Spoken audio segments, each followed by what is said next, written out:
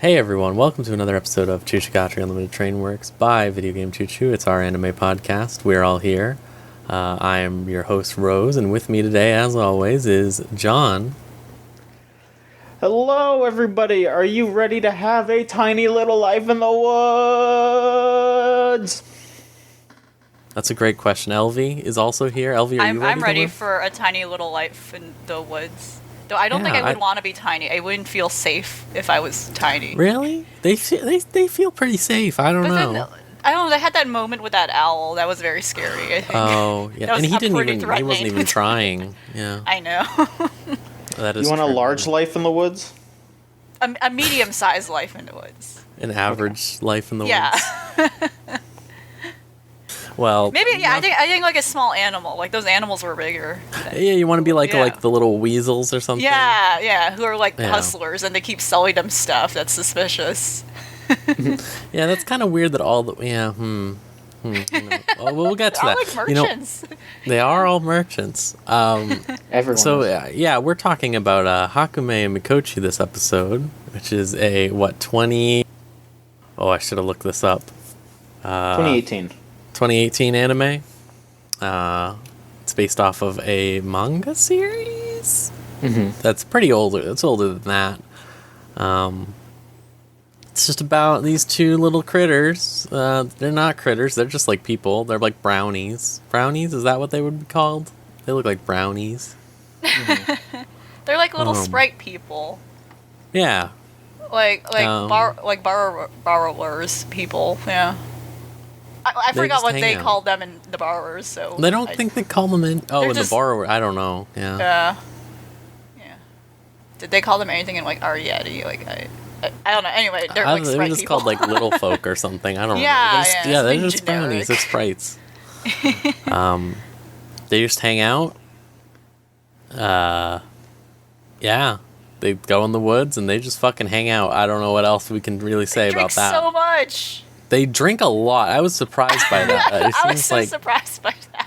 Every character in the show might be an alcoholic. Is an alcoholic. Which is a little worrying, yeah. and they're tiny too. Isn't that bad if you have like a small body? That's You'd very think bad. so. Well, it's proportional, right? They have they show them brewing it multiple times throughout the series, like fermenting stuff and doing stuff like that. So I think it's proportional to their size. Yeah. Okay. Yeah. But you know what? That's something, just to get out ahead of everything. There's something that was like confusing to me was that the food had such varying sizes that I didn't know what was going on. So like, watermelons were massive, which I really liked. Right. Oh, the coffee beans was clever too. The coffee beans too, bean, and like rice like grains, and stuff like that. But then sometimes they just had little carrots. And very like tiny carrots, little potatoes and stuff. You know what I'm talking about? Like they were just like. I want to know what the truth is. How do you grow one that small? Like, who is growing the large water? There's a lot that I was wondering. They're stealing from like a giant human's farm. I think I was so scared the entire time that there was just going to be like humans at some point. Oh yeah, something.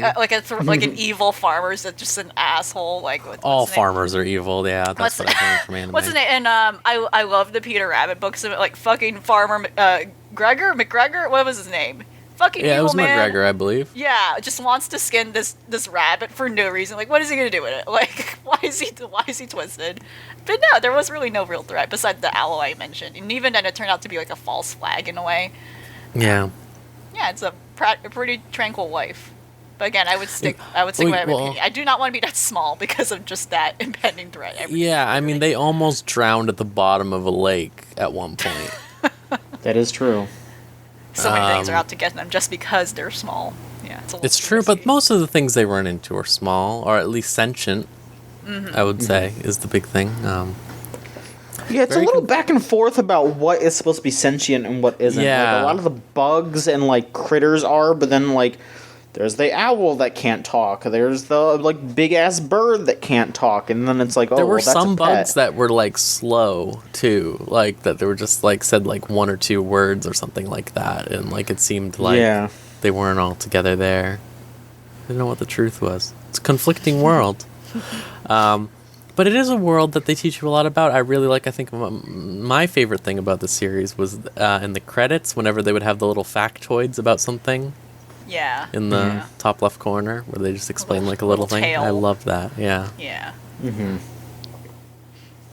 But yeah, Elvie, how about you start this time? I usually go with John. What do you think overall of Hakumei and Mikochi? It was a really precious series. I was like losing it. I was like, oh my gosh! Every time something new happened, I was like, I was just literally like audibly gasping. It's like, wow! And like it's extremely creative. Like the thing I mentioned about the coffee beans, and like there's this weird inconsistency about like what's the proper scale of things, but some of the things they just do is really clever because, just to mention specifically what I'm talking about, like, they have a moment where they're really going in about coffee. Like, this is a covert food cooking show, too. I didn't expect that, I literally thought it was just going to be like a... Oh, yeah. It was like, the alcohol, but specifically alcohol most part. I would say it's like handicrafts in general. Like, there's a lot of, like, sewing and, like, you're right, wine brewing, haircuts, stuff like that. Haircuts, And, but, there's a thing, too, where they showed a whole, like, grinding process, and they're talking about, like, oh, yeah, like,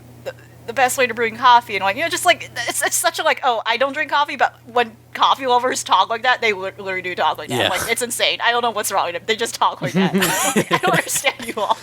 I don't drink coffee. But to be fair, I'm a tea person, and I can probably sound that way if I'm talking about tea, right? But because they're tiny people, they don't... a single coffee bean in proportion to like our reality, that's just enough for them to do like maybe one or two like brews. That's like a good serving to serve to multiple people. And to me, stuff like that was really good. I really love the sentient animals. Like, it's very cute again how most of them are to scale, yet they're just like peacefully like mingling with all these little folk. Yeah. And and as we mentioned, it's weird how like a lot of them are just like scummy merchants for some reason. But I love how they kind of just kept to them being, like, all these very colorful personalities that I think fit with sort of the species they were representing and all. I think the one that stood out to me was especially the beetle girl. She's a beetle, right, if I'm correct. And, and she was very obsessed about the idea of, like, living a city life, and she didn't quite get that moving in this, like, area that our two main characters live in. And she just... and it was just a very touching, like... whole episode where it almost kind of got dark. I got very scared for her. I was like, what happened? Or was she getting depressed? Like, when they basically checked in on her at some point, and she got stuck, like turned over like a beetle would, and like she can't like flip back over. It was very worrying. And she almost died. I was like joking around. I was like, oh man, are they gonna walk in and this beetle's gonna be dead? And then it was straight up almost dead. I was like, it was also like a strange I think it was a very obviously intentional composition too, because when she was flipped over, there was like a what looks like a wine glass next to her. I was like, oh my gosh, was she depressed? I was like, oh no. And they resolved it by being like, oh yeah, we're gonna like make your furniture shorter so this doesn't happen to you again. It was just very cute. She was a wonderful character. But yeah, like it's just teeming with personality, and like there's so many visual elements to it that clearly there's a lot of thought put into the idea of like, okay, how do we represent like literally this small ecosystem of little people and the animals that live with them that makes sense in a way that's very tactile and is not purely fantasy. It is kind of fantastical in a way, but it's not so purely fantasy. We're like, oh yeah, we need to have magic here and stuff. Like, no, like for the most part, a lot of things is literally just like translating what we have in our own real world into the idea of like, okay, how would someone of this scale, or like how would a sentient animal like use this? It's kind of like looking back at more traditional aspects of like I guess the history of crafting and how to be, early artisanal process of making stuff. Like, how did civilization start? We had to like start from somewhere from the ground up and using very basic tools and resources just to make things function. But yeah, it's just a really precious series. I guess that's my best way to describe it. It was very cute. It's definitely like, it's just something you just feel very immersed by. And again, it's just a really gorgeous, cute series too. Like I think it's been very consistent too in terms of keeping up with the detail as illustrative from my understanding, like even the manga art is, and that's really impressive, I think. I also just love the ending song too, where it's literally just the two characters singing about like literally what they do in each episode. It's like, oh, where are we gonna eat? What should we eat with this thing? What is the sauce we're gonna put on this like omelet? You know, it's just like very banal. Yeah. But it's so in character. But yeah, I just love it. It's a very wholesome, sweet series. And again, it's like a very slow pacing. It's not something to expect that, oh yeah, there's like a plot. There isn't really, like, we kind of have, like, multiple subplots. Well, not subplots, but multiple, like, different scenarios of things that don't really have quite an order, though, like, there is a chronology because one of the characters, like, cuts her hair, and that kind of is just, like, a thing. But for the most part, it's just, like, these neat little tiny short stories put together of, like, what a glimpse of this tiny world is like. So, it's a very, very cute series. Yeah, one part that I really liked was when they were skinning blueberries like potatoes or whatever and to use for dye and stuff like that. Yeah. It was cute. John, what did you think of the little life in the forest? So, I feel like my opinion might be a little controversial here. I did not dislike it, but I felt like the whole time I was just, okay, I gotta think about it. I don't think my opinion's controversial per se. I'm just like, I have nothing to say about it. It was nice. It was cute. Everything you're saying is right. But also, I was just like, man, I have nothing to say about this on the podcast. I just don't, like, it was good, but, like, what can I say? It was just a tiny little life in the woods. They just hung out. Yeah. They ate food. There was, like, a little bit of world building. But nothing really happened. It just exists, you know? And They that's went not really fishing. Did you see that? They went fishing, yeah. Yeah, They rode On a train. Yeah. Yeah. tiny train. There was one Yeah. there was one episode where they, like, someone got kidnapped. And even Oh. then, like, Yeah, the weird mobster episode was kind of fucked up. I was like, what in the world? and even then I was just kind of like, all right, cuz I just couldn't really bring myself to care. I don't know if that's the right Wait. word. It's like At one episode, their house blew up. That was that fucked happened up. too. But That then they was also really fucked. fixed. But then they like fixed that immediately, which was something. With but then this cool- also, with the cool skeleton necromancer person.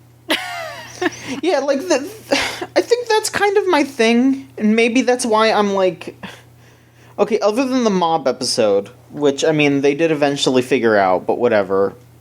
Like, I kind of feel like every single problem in the show was solved like immediately. Like as soon as something bad happened, it was just like, all right, whatever, everything's fine, everything's fixed, and it's like, I know that that's not the kind of show it is, but again, it's just like, I don't know what to talk about, because it was just like, yeah, their house blew up, but then the lady with the cool skeleton, like, puppets fixed it immediately, and then also kind of made them, like, landlords immediately, without their permission. Like, obviously they're not, like, charging people any money, but, like, all of a sudden they just had a big group of, like, bugs and shit to take care of. I would have been pissed. I would have been like, look, I you know, talk to me about this. It's I don't know. I did not really feel anything too deeply about this show. It kind of just washed over me, and it wasn't bad. It was definitely not bad, and I know why you all like it. But I don't know. It was just it just exists to me. It dared to dream of an idyllic society where nothing like truly bad can happen and people help out each other, and for that I respect it. Yeah, I respect that. And I get what you mean. It's like we always say that slice of life meme where it's like, bro, what happens in the next episode? Nothing. Like that's this show for sure. That's still the show. Yeah, that's... Yeah, that is this show more than almost any other show. But I still think, like, I agree with all of what LV said. That I feel like I usually don't like a lot of slice of life stuff. But when it has like such like artistic like effort put into it, like this one, I really, really appreciate that. Yeah. It was also a very colorful show, Yeah, it's a very pretty show. but not in like the way that like it's it's very earthy colors. It's nice. I don't know. Yeah. Like, usually when I say something colorful, I'm thinking, like, vibrant, like, Persona 5 or something like that, like, flashy. But no, it's just, like, nice. It was, like, Ghibli-esque, but in a way that was, like, I feel like a lot of Ghibli movies don't approach, like, complex emotional... I don't know how to word this. How do I word this? Characters in Ghibli movies are often very, like... They can be mean, but they're usually, like... either, like, sorrowful or just, like, ridiculously mean or something like that. Whereas this is just, like, people are passively assholes sometimes, but then it's just like, oh, come on. I don't know how to describe it. It's like a more realistic tone, I feel like, instead of, like, a stuff like that. Like, I don't know. I think I know what you mean. Like, it's in Ghibli movies, it's kind of, like, even though they are kind of, I think in a way, a lot of them do subvert what we're typically used to in stories. They still have very clear-cut what we know as antagonists, or at least characters characters who may not be antagonists per se, but it's clear that, this is a character maybe we would not necessarily be fully on board with, like, they're a little grayer. Whereas this one is very much about everyone here can be an asshole, I guess. Yeah. But in such a way where there's... I feel like those misunderstandings are common amongst, like, just a normal population of people. We're like, stuff like that's bound to happen with a whole, like, network of people, and, I think a lot about that Weasel character, for instance. Like, I love that fucking Weasel. He's great. I like when he gets, like, a Yakuza coat. Yeah. Yeah. But also, and it's like, okay, there's like a little development there, too, with the Weasel. So, it's like, again, nothing really happens, but there's, like, a little... There's some little things that do happen. Yeah. I do think it's fucked up how Mikochi's sister is a goddamn, like, bastard, though. I was thinking about that the whole episode. I think she's the villain, actually. I was waiting for her to have, like, some sort of redemption, or, like, some sort of, like, like, her hidden, like, oh, this is why she's so twisted or whatever, and stuff like that. She just runs away. She runs away from her. Like, it was like, whoa, okay. And she just, like, sits around smoking weed all day. Like, it was like, okay. It was twisted.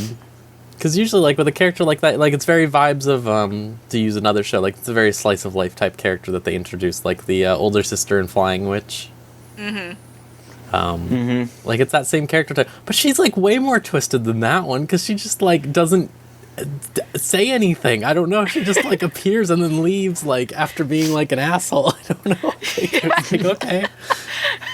She does. She didn't, like, have an arc or anything. She just, all right. It's weird. What a weirdo. There's a lot of weirdos, but I just liked seeing all the animals hanging out. I thought it was cute. That's my overall opinion of the series. It's just like, I love... Yeah. Weird little, like, I thought it was weird that there are varying sizes of rabbits also, to get back to my varying sizes thing. I was very confused when the photographer rabbit. That was, but then I was like, wait, I wasn't sure what animal she was. I was like, maybe she's like a mouse. Is that why she's so tiny? I was trying so many things to justify, like, what creature she is, but then no, I think she's a rabbit. Yeah, but then, why like, is she their size? And then you look at the next episode, and there's, like, rabbits that are rabbit size, that are like big and look more like rabbits also, and don't have, like, a humanized face, and it's like, what's the truth? Yeah. Was that a rabbit? Was that a psyop? Like, was there some sort of, like, secret thing going on? I think similar to how we have confusing depictions of anthropomorphic animals, but they still have, like, pets in those universes, in that media. This might be a similar case where we have animals, but then there's a separate, for some reason, evolutionary line of animals that are humanoid, like the tiny sprite people we have here. Oh man! So maybe that's what's going on. But I'm like, it's the Goofy and Pluto scenario. Maybe. Oh yes. I have one more opinion, basically, and I think that'll be everything I have to say, which is that I'm glad this show was bold enough to not do a racism allegory episode. Damn. I was clenching my teeth the entire time waiting for them to do something, because I'm so used to that. Like, visions of Somali flashing in my head. The racism I know song. it's very unsafe. It's like, oh wow, wonderful fantasy world with different animals and creatures. Like, oh boy, we're gonna have like some weird like prejudice. They all just like There's gonna each be some other. prejudice Yeah. subplot somewhere about like I how was they're just literally waiting. different species. Yeah. I was just waiting for all the episodes where they have Conju around and she's being a bastard or whatever, and I was just waiting for Conju to all of a sudden be like, fucking hate beetles or something, and everyone was gonna go, whoa! Like, Whoa! And even then she was kind of like, she kept getting like bullied. I don't know. Like I felt bad for her at times because I was like, oh man, like she Yeah. like at first seemed like that snobby archetype, but no, she kept getting her just desserts too, but like a little too much. I was like, oh no. yeah.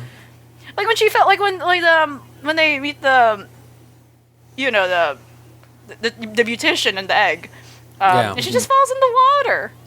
It's Yeah, sad. everyone's like, haha. I was just like, whoa, no. I do have to say, though, that it's fucked up that Hakumei didn't get bullied more, in my opinion. Hakumei is like a twisted Wow. individual, and she just gets away with it all. I know. Hakumei is really twisted. She I was kind of is thinking, like she kind of is like that wild child where she kind of somehow gets away with everything because she's very, Yeah. very out there, very, you know, she's like an outsider in a way. And they make that clear, right? And she's very distant from everyone else, so I don't know. She's like weirdly immune to all the other going-ons. At multiple points, Hakumei lies about her job, and I don't know what her goal or aim was. I don't know why she did it, but multiple times she says that she's not a carpenter and that all she does is sharpen knives for kitchens, and you never see her do that throughout the series, so I don't know why she Right. said that. She said that 3 times. I was really confused. Why did she lie?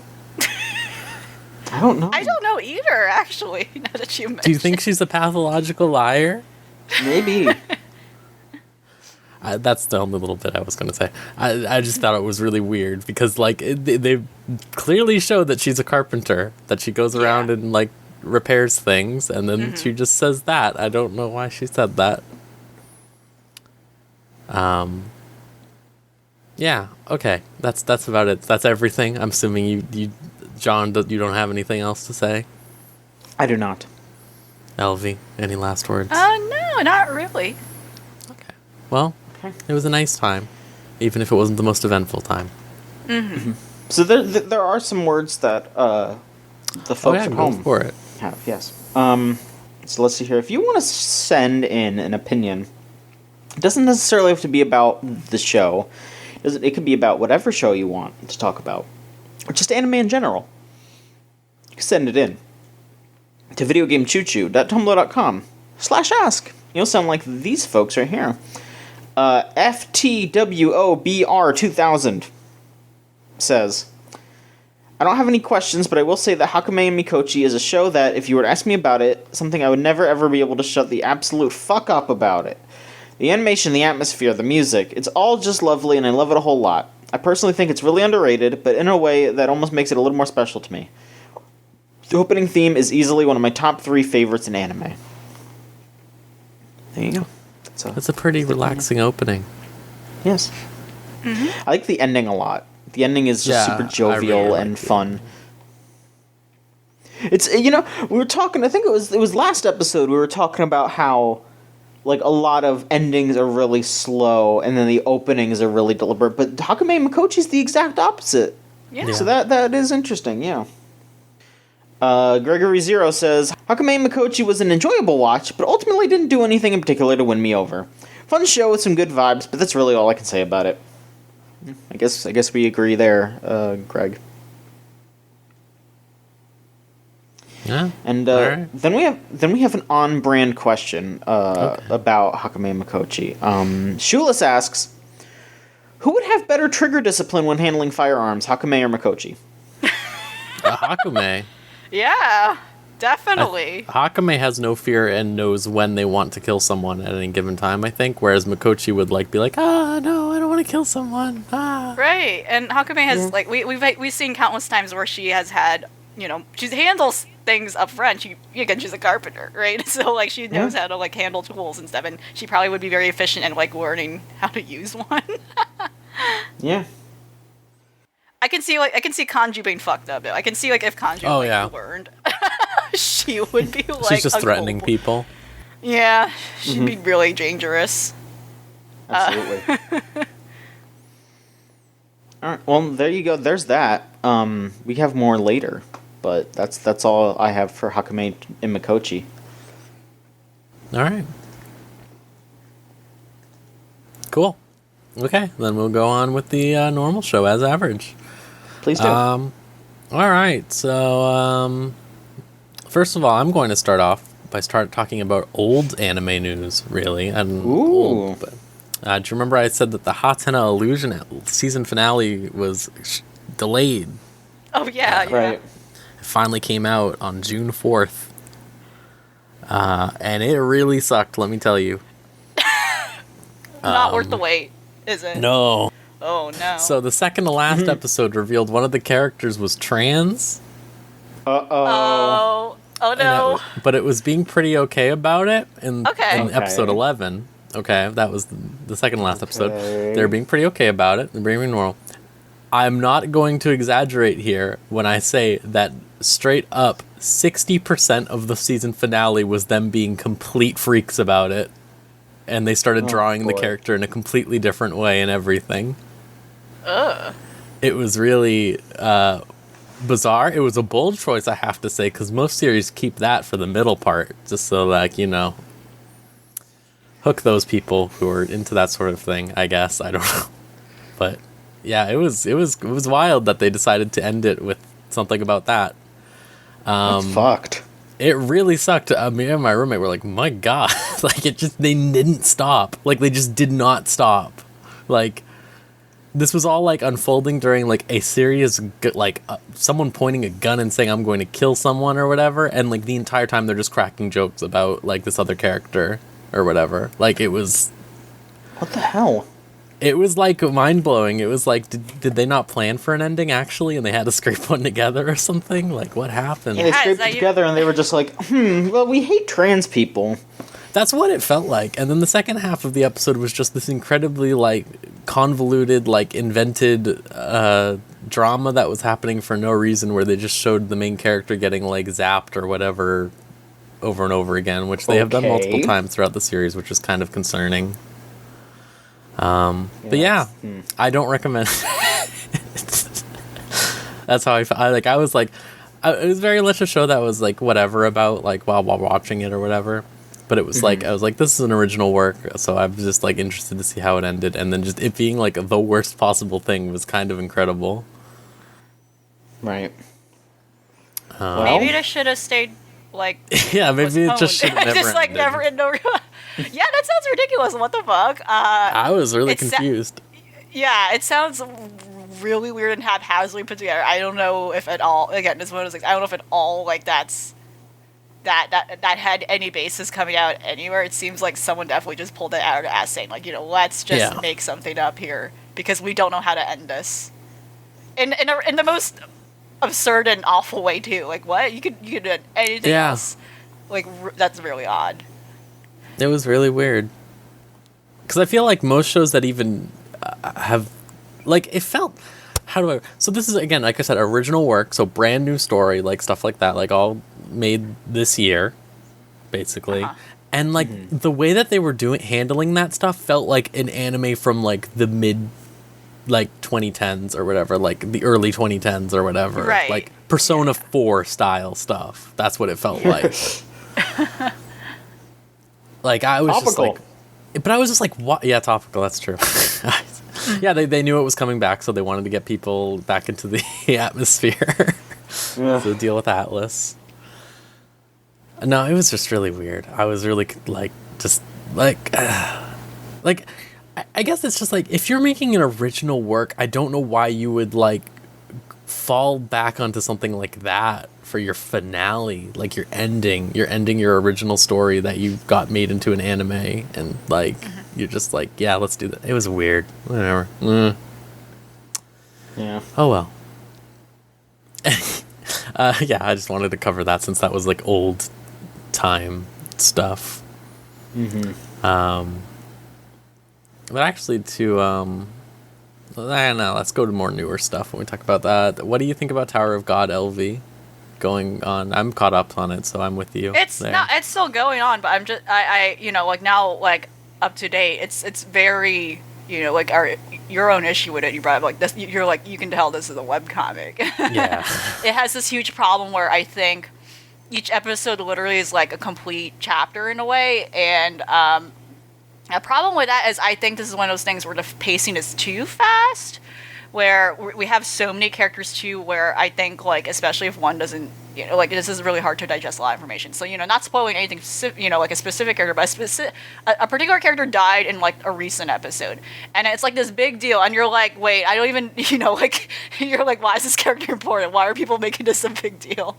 But it's like they barely appeared in like prior. Well, they have appeared in prior episodes, but they were not like made out to be the significant thing, or they were not like.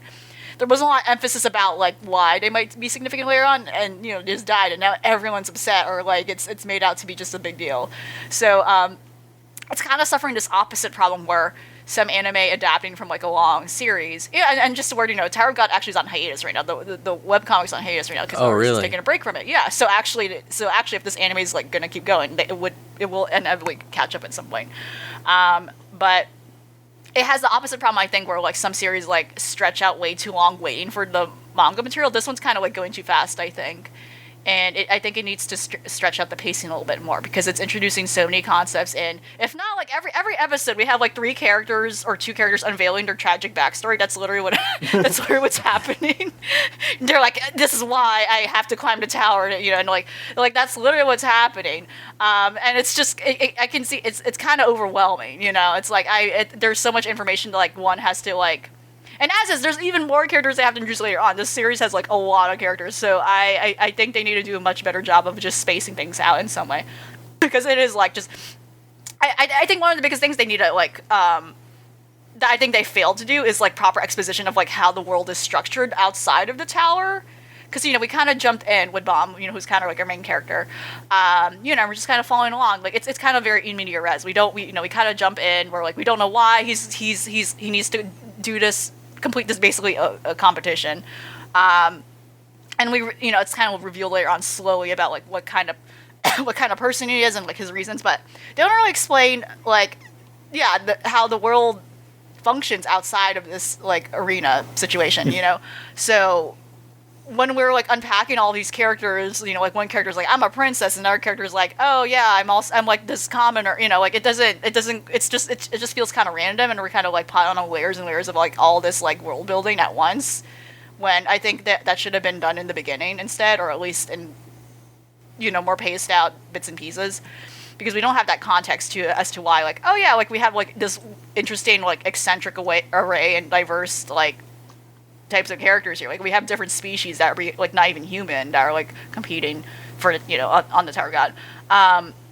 So I think that's kind of like its main problem. Yeah, I agree with you.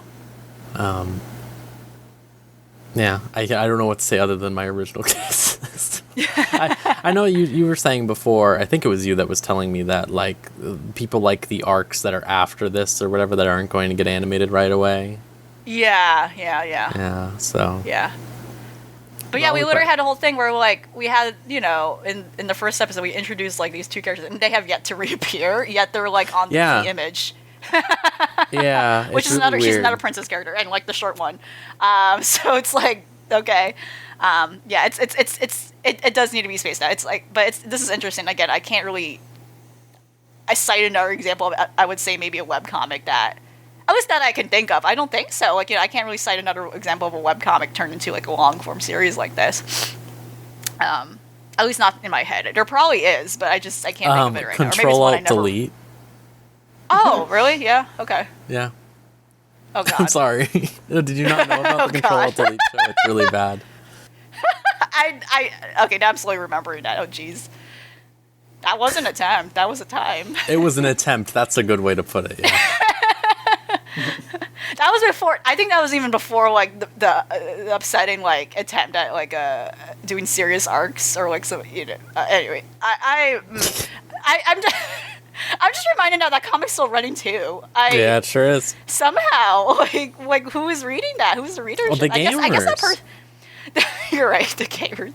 I mean, good for that person if they feel like very confident still of like, like, oh yeah, this is my project. I'm going to commit to it and keep I would going, not even say though good no one's for that fucking reading person it. ever. I don't know. I think they can spend their time doing something else, but if that's what makes them happy, that's a way that I could word that.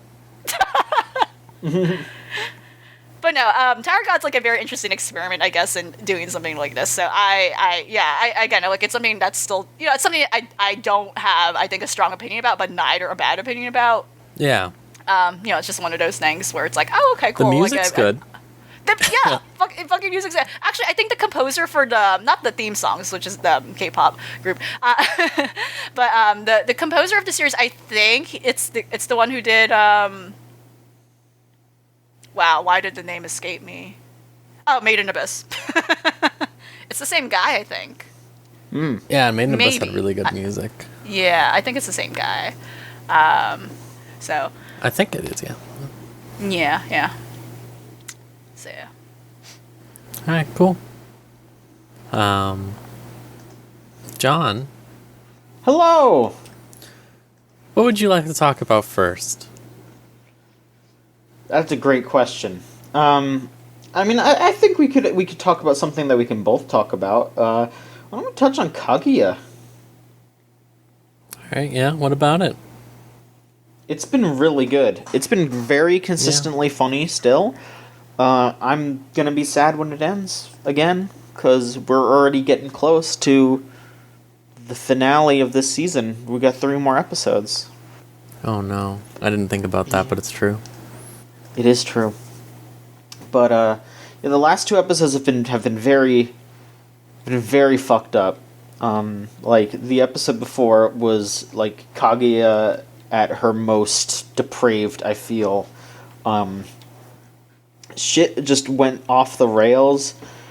She didn't understand what was going on, and she went to the fucking like most high-end doctor possible just to be told that she's just pretty much just to be like, bro, you're too horny, you gotta chill. Which was a very good episode though. Like, it was a fun episode. And this last episode was also pretty funny because it was just basically, just feeling like everything is falling apart around her. And boy, them just showing her as fucking Peppermint Patty. Peppermint Patty. It was just like next level shit because it was just like, yeah, her little friend is just totally like in love with her. Yeah, same with fucking Peppermint Patty. And I don't remember the other girl's name from. Yeah, I was going to say Lucy, but that is not her name. That is not Lucy. Yeah, not that one. The glasses one? Yeah, it's the glasses one. Yeah, from I don't Peanuts. remember. Oh, it's fucking no, I don't know. But she's The glasses very. one.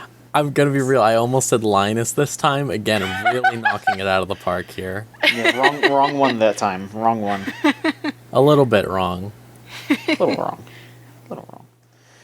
But that was very funny, and then poor Inagami in the cheerleading club, just completely out of his element, and then maybe figuring something out about himself.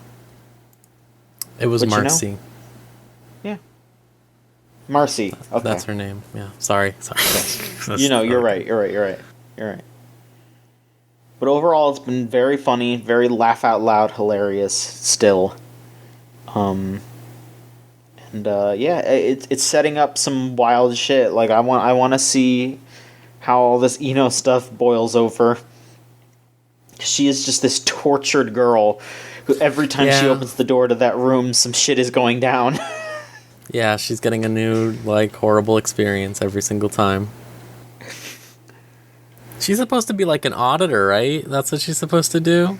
She's just like in charge of the finances, I guess. Well, no, because Ishigami's in charge of the finances. She's just supposed to be part of an audit that they're doing, I think. I'm not sure. But she just seems to cry all the time instead. Yeah, her job is to be very upset and think that everyone is depraved, which, I mean, she's right. Only Kaguya is depraved now in her mind. That is true, yeah. She thinks Kaguya is just like this dominatrix that is just completely taken over the president's life. Which, yeah. When you put It's it one of like those that. things where she's right in a lot of aspects, but not just like fully, like she's on the right track. She just has to see what's really going on. I think my opinion of this season overall is that I'm shocked at the character redeeming they're attempting to do for Ishigami, who they basically portrayed in the first season as like the worst guy that you know or whatever. Yeah, Like, he was very, just like a scuzzy man. nerd. Yeah. Yeah. And then this time around, he's just like a depressed guy. I don't know. He just wants friends. And he barely says anything fucked up anymore is the most fucked up part to me. Like, he said a lot of fucked up shit in season 1, and then everything he says in season 2 is like pretty smart, almost, I would say. Yeah, maybe he grew up over the summer, That's true. Shit It's can happen. possible. It's like, yeah, he was like, what, like a freshman in high school, and now he's like a sophomore, I think. Yeah. Yeah. I liked his whole bit about joining the cheer squad where he said he thought he could join the cheer squad to become a normie, but then he realized that his logic was flawed because only normies are in the cheer squad or whatever. It was very good. It was very good. And he's right, Instagram though. He's crazy, fucking right. Yeah. Him just like muttering like, Kaguya, thank you, you are so hey, and she was just like, what does that mean? It's just like, I don't know. Yeah. He's having such a hard time. Also, they're really nailing in how tortured Hayasaka's life is. And that's, with the entire hospital episode where Kaguya goes to the hospital and she's just like, please stop, please. Yeah, she has her face in her hands the entire episode. Just like, I use this hospital, I can never come back now. Yeah, that was the best line. She's just like, I can't come back to this hospital. These people know I'm with you. Ugh.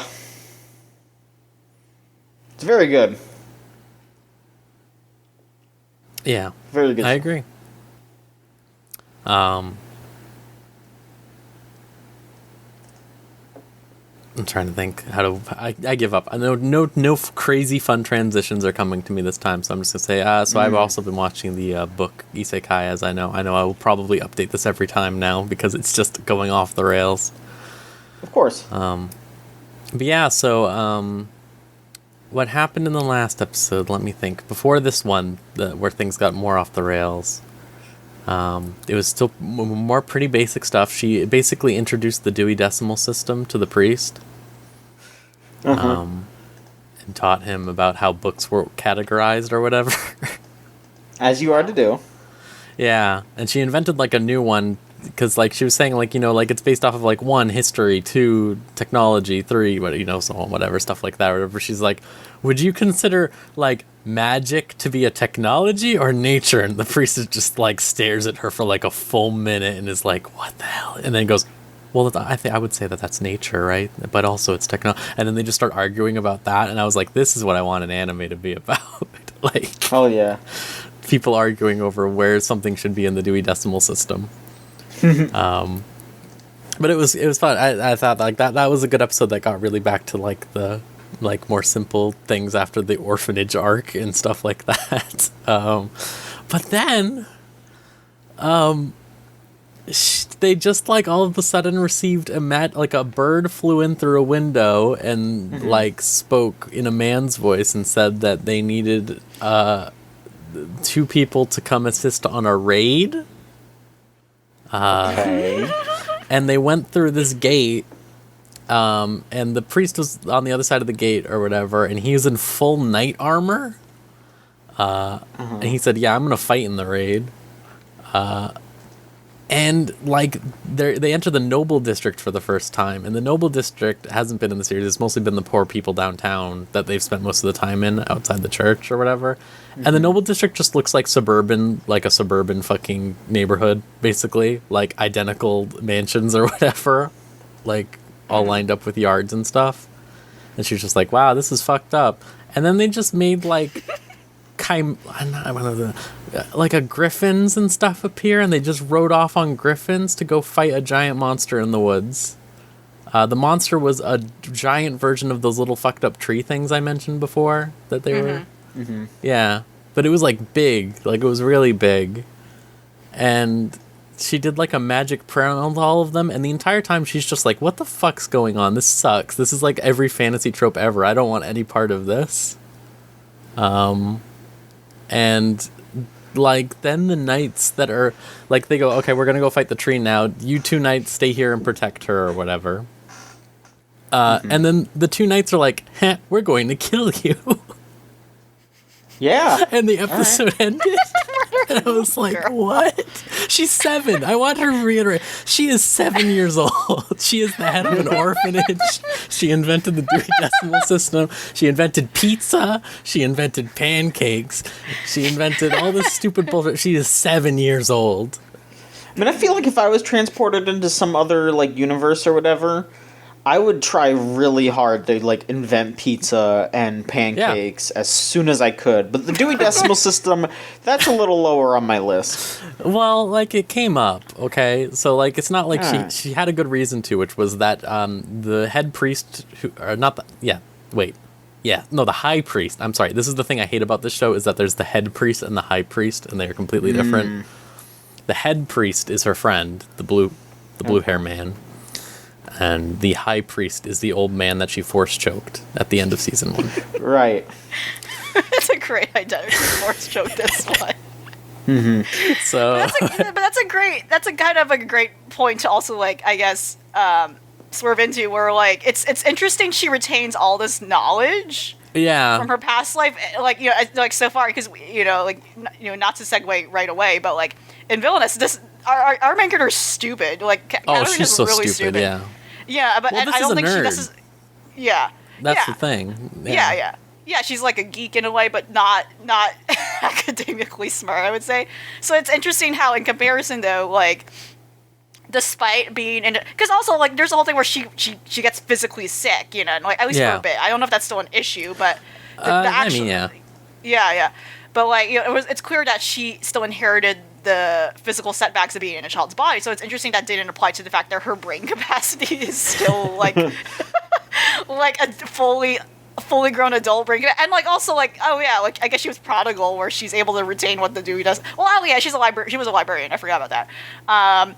But that's just interesting. Like she's just able to retain all that knowledge despite being warped into this world and no consequence of that being an issue, you know. Where she would lose that knowledge or like has issues remembering things. Mm-hmm. Yeah, no, I think like it's very apparent that she was like a huge academic nerd or whatever, which is why she's really bad at dealing with people, I think, for the most part, and is only able to get like everyone's constantly like, "What the fuck's wrong with you?" like all the time with her, like, like she's really bad at I said this before in a previous episode, but like the head priest is constantly trying to get her to be more like noble-like, so that no one gets in trouble, basically, so that like society isn't destroyed or whatever. Right. And he doesn't get in trouble, and she just cannot do it. She just refuses. Like, she's constantly just doing stupid things. Like, the entire time she's riding on the griffins or whatever with them over there, she's like, "Holy shit, wow, this is crazy, wow!" Like, going like a 7-year-old crazy or whatever, and he's like, "Please stop. You're embarrassing me in front of the knights." And it's like... But it's just like, also, it's very much a thing where, like, this show has approached the, you know, the nature of, like, you know, 7-year-olds used to have to do so much shit in medieval times for no reason, and there was like a ridiculous amount of like responsibility put upon them when they are just children. But also there's this other aspect of the show where it's like most of the poor people know, like, yes, they are children though. They're children. And I think like that's still something I appreciate, is the divide in the thinking between rich people and poor people in this show, for sure, where it's like like we said last time, where it's like, yeah, history is very based off of what rich people did for the most part. And it's just like, yeah, like I don't know why like more people aren't like, man, but she's 7, okay? Like she is 7 years old. at one point, like, she has those illnesses, and at one point, like, the head priest was like, I have to punish you, I'm sorry, I'm putting you in, like, the detention cell for a day or whatever, and he came in the next day, and she's, like, dead on the floor, and, like, she had to recover for, like, a week, like, she was just unconscious for, like, a week, and it was just, like, he was like, I fucked up, and everyone's like, she's like a terminally ill 7-year-old, dude. What are you doing? Like, and he was like, I should have thought about this. I'm so sorry. That's again, like, yeah, like the fact, like, I think, like, early on in that show they broached the thing of, like, yeah, 7-year-olds get, like, married off when they're 7 to rich people. Like, it sucks, it's gross or whatever. But, like, the rich people are like, this is normal. And then, like, when they say it to her merchant dad, basically, her merchant, they, like, are trying to imply, like, the merchant dad is, like, married to her or whatever, or in love with her, and he's just like, that is so gross, what is wrong with you people? This is, like, my daughter, what the hell? Like, she's 7 years old, and they're all like, what? Why is that weird? She's like, ugh. But it's nice that they have that dichotomy, that realistic dichotomy. Mm-hmm. Yeah. It's just a good show about world building. This thing is just, like, it's going ridiculous now, but it's still, like, they're not going, like, too ridiculous. Like, this is probably the most ridiculous it's gone. And they're still not, like, you know, it's still not unhinged. Like, it's all stuff like, of course she wouldn't know about the knights. They only, like, protect the rich people that she never sees. Like, yeah, it's cool. Mm-hmm. I like it. I like pretty much every character on that show. Except for the head high priest who got force choked. The one she force choked. Okay. Like, who deserved it, it seems, so. Oh yeah, he really deserved it. He said he was going to execute her family, so. Holy shit. Okay. Yeah. There's a stake. Yeah. Yeah. Yeah, for the most part, it shocked me on that show that he's just let her, like, live at the like, he's, like, tried to, like, fuck her up, like, or whatever by, like, he sends, like, his little he sent, like, the reason she invented the decimal system, this is what I was initially getting started on, was that she sent someone to just, like, destroy the library, basically. Okay. Yeah, so she had to, like, put it all back together, and she did it with the decimal system or whatever. Yeah. There was a good reason for it. But I liked that he was just like, what the hell is the Dewey Decimal System? And she's like, oh, Melvin Dewey invented it. And he's just like, yeah, you know. Who the fuck is Melvin Dewey? And she's like, wow. And I was thinking, like, he's a massive misogynist for history. I know, yeah, that's about it. That's all I can say about that. But yeah, that's a good time to talk about villainous LV. That's a good time. Because, yeah, she is dumb as hell, and they really were not afraid to say it. Yeah, so what happens is that she, you know, like, she was worried that, oh shit, I probably didn't do things right, and she was paranoid again about, like, oh, maybe I am unfortunately set to have, you know, the quote-unquote bad ending and do my fate as this character anyway, because she gets confronted by, like, you know, like, these mean girls these recurring mean girl characters, like, snooty types, who are accusing her of, like, oh yeah, you're, like, fucking shitty, here's our 95 theses, like, why is she, like, literally, they have papers, like, I don't know what, like, what, did they just write this? I don't understand. And she was worried because she realizes that, oh yeah, this actually is an event that does happen in which the main character, Maria, would confront her, like, the actual main character would confront her, and, like, that would lead to, like, you know, her being put away or whatever, being exiled. But in turn, the reverse happens, and it's technically the characters who are supposed to be her friends in the game. And because she has developed, like, relationships and, like, with everyone in the cast thus far, they intervene and are like, no, she can't be evil because she's fucking stupid.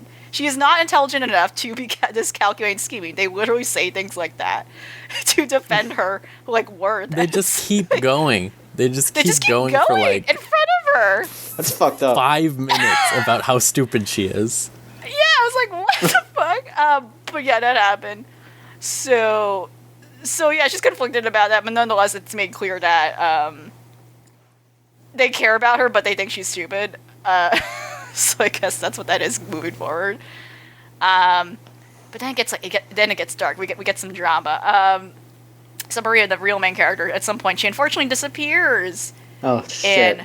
And then we, you know, in this series about, the villainous, we find the true villain, who is, what's his name, Dickman? I forgot his name already. Anyway, the secret character. Tito Dick from Nutshack? No, Straight Dick is his name. Yes. Serious Dick. I'm sorry, Serious Dick. That's his name. Serious Dick. His name is Serious Oh. Dick. And that's the whole thing where, like, I guess they were kind of foreshadowing this anyway, but like the idea, like, oh yeah, there's always that hidden character you have to deal with, or possibly even woo in like games like this, where like, oh yeah, he's like fucking twisted. He has dark magic or something, and there's that whole thing going on. So that's kind of like where it ends. It's just like, oh yeah, there's something going on like behind closed doors, and like actually now magic is gonna be, I guess, important. It kind of is like a secondary element to the show, in which like, yeah, they're going to school, they're learning magic, they're doing these tests, but until now, like there really wasn't anything that significant in terms of like, oh yeah, people are gonna fight now, which I guess is what might happen here. So we're gonna have like a little serious episode maybe next time, who knows. But yeah, that's kind of the update on Villainous. It's pretty good. It's pretty good. Yeah, still pretty good. I feel like I think that it's weird. We talked about it a little before. I think it's really weird that her.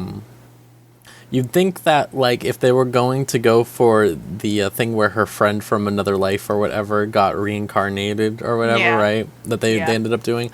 You'd think they would have put her in the Maria character, right? You'd think they would have done that. Yeah. Because she seems like the more focal love interest, even though they're all love interests or whatever. But Yeah. you think it was really weird to me that they did that with like, yeah, it was weird. And I was like, is it just because they have the same hairstyle? Like, is it just if you have a heme cut, I- that's it. You're only ever gonna yeah, have a it's heme just cut. it's like that's it. You're that character. Well, I think the analogy was that that character anyway. Like I think because that personality does not match up, I guess, to what Maria is supposed to be. Like kind of like a very generic, to make like very perfect. She's just well rounded and nice to everyone. She's literally like a Disney princess kind of character. And I think that character she reincarnated to specifically is that kind of bookish character that matches up to her. And I guess that was the train of logic as to why they chose her. But yeah, you're right. It is a little because like she's not going to be spending as much time with her.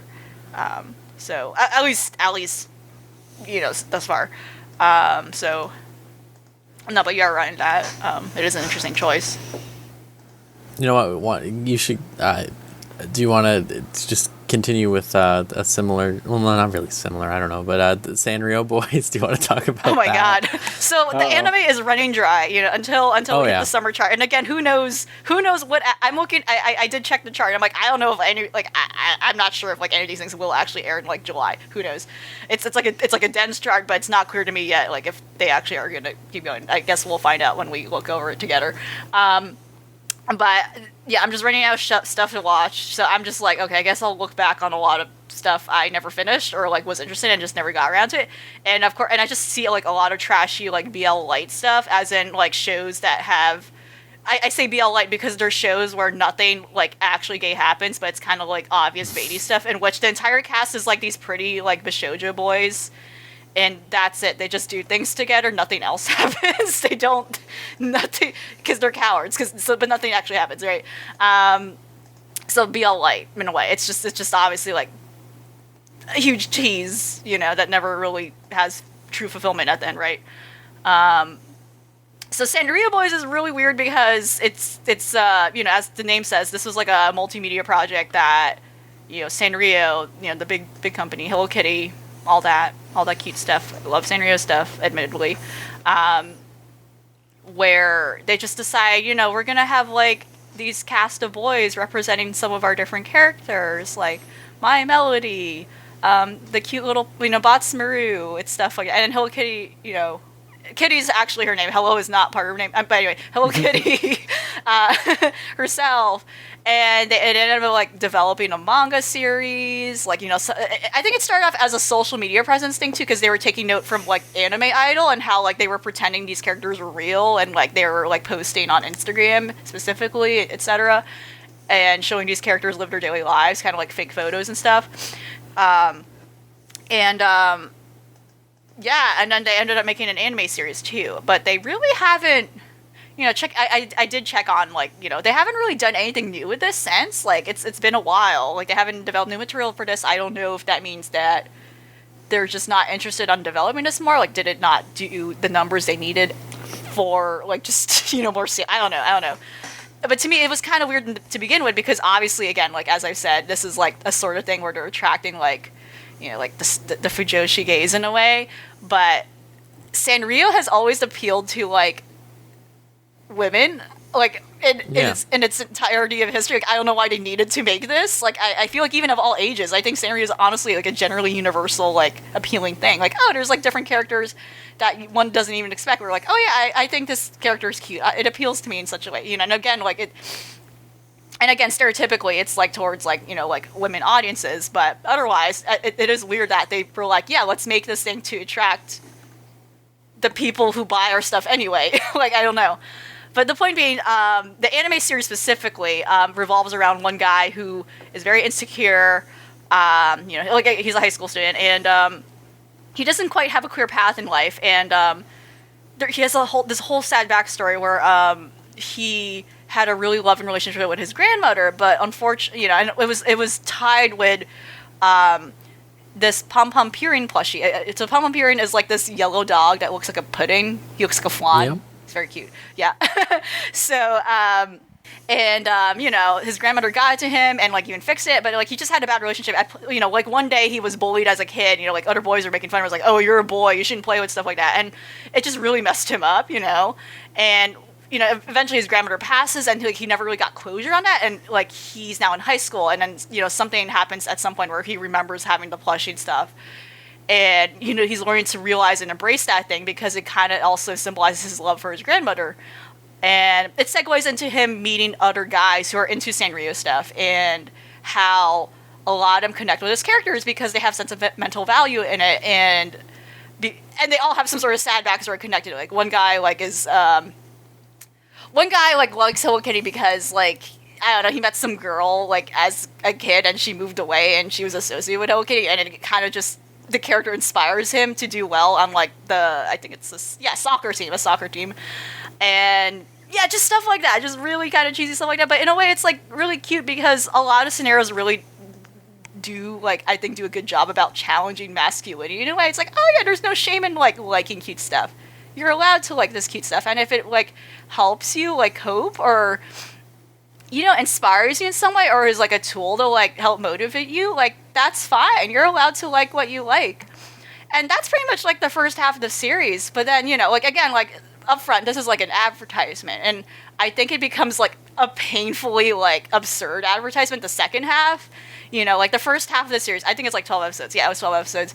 The first half basically focused on each different character and, yeah, each of their stories about, like, why they're attached to a particular thing. And they end up calling themselves literally the Sanrio Boys. They're like, oh, yeah, we're, like, a group of, like, it's really corny, but whatever.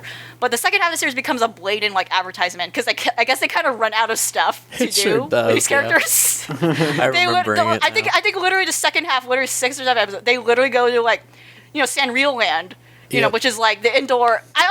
Okay, let me tell you, I always want to fucking go there. Like, if I ever go to Japan, that's definitely someplace I would want on my list, because it seems so absurd and cute. Like, I'm just like, yeah, I will eat this shit up. On a season 1 rotation, they change what Cinnamon section looks like of that place. Oh, no! And sometimes they have Cinnamon turn into a samurai named, I forget what it's called, but they have a whole, like, samurai name for Cinnamon and everything, and they give the mascot suit the little samurai ponytail and everything, and they just go around, and it's, like, the best thing I've ever seen in my whole life. Oh my god. But yeah, one day. Yeah. But for people who are not familiar, Sanrio Land is, like, kind of...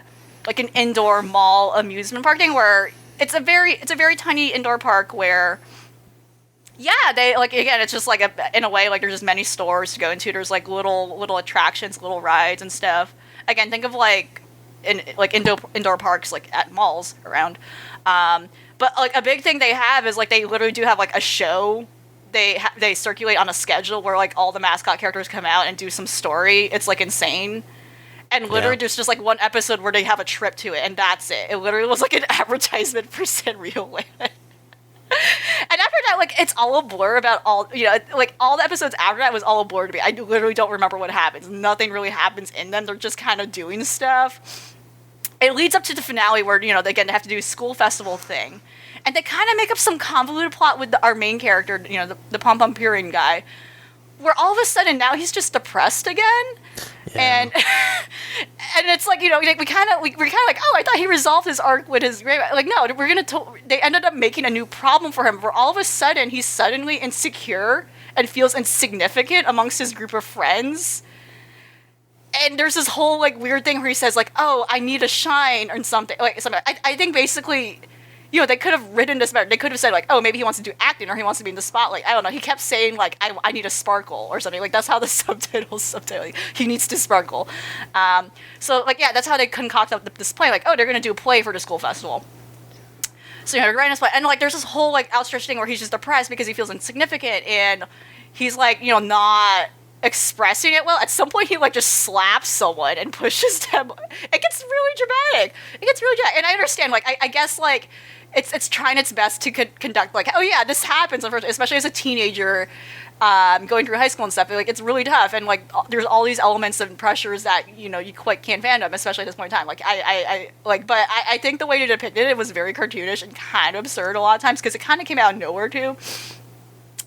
And I don't know, he kind of became this like weird self-centered character too, where at the end, they finished the play, but then it's like, oh, what else does he do after that? Like kind of like every character has like a specific goal they had fulfilled or like set in mind. Like, we have one guy who's an athlete, we have another one who has like a sister who he takes care of and stuff, and another guy who's kind of like a big like academia, like, I don't know, like our main character kind of has like a nothing personality to begin with, where like a lot of his personality stemmed from the fact that he had like a tragic backstory with his grandmother, and in the end, like they didn't know what to do left with him because they resolved that, so they kind of just made up like a nothing problem for him. But yeah, like I think the first half of the series was very strong, and like the second half, it just kind of became very silly, and because they ran out of like, I guess, stuff to do, it just became more about like, we're gonna average, like every shot, well, not every shot, but like almost every shot, they're like holding something that's like a Sanrio product. Like they have something like a clear file, like a folder, or something like they have a keychain on their bag, and like they make sure to show it. They make sure to show it. But yeah, it was okay, I guess. Like if I'm considering all the episodes combined, it just kind of, I don't think it needed to be as long as it needed to be. And I guess I can see why also, like maybe they're not doing anything else with it, because what else can they do with it? But it's fucked up because I think my favorite Sanrio character is like Botsmaru. He's just an angry penguin, and they like showed like the guy representing Botsmaru at the end, and like they do nothing with him. They just do nothing with him. They like at some point they bump into him and that's it. They never shows again. Like, what is that? Who's this bastard? He doesn't even talk. Yeah.